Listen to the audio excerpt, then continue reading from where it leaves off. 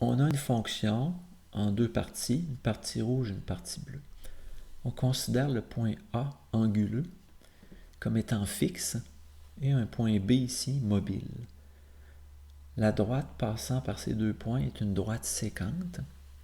Sa pente a été calculée à l'aide d'un logiciel. Elle est de 4,47. Si le point B s'approche du point A, on est encore capable de calculer la pente de la sécante. Et on remarque que plus le point B s'approche du point A, plus la pente s'approche de la valeur 8. À la limite, quand les points B et A seront, on peut dire, confondus, on aura en quelque sorte le tracé d'une tangente et la pente de cette tangente sera de 8. De même, si on prend un point petit b mobile et toujours le point anguleux A fixe, on a une pente ici de 2,93, la pente de cette sécante.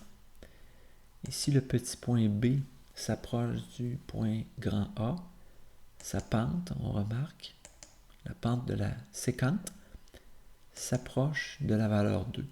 Et à la limite, quand la distance entre les deux points sera nulle, à la limite, on aura une pente de tangente, en quelque sorte, comme une tangente, de pente 2. On remarque ici que la pente de la tangente à gauche est de 8, celle de la tangente à droite est de 2. Ces deux pentes sont différentes, ce qui fait qu'on peut conclure que la dérivée n'existe pas en x égale 2, abscisse x égale 2. Alors, c'est le cas des points anguleux comme ça. Maintenant, les pentes de chacune des tangentes pourraient être exprimées par les formules suivantes.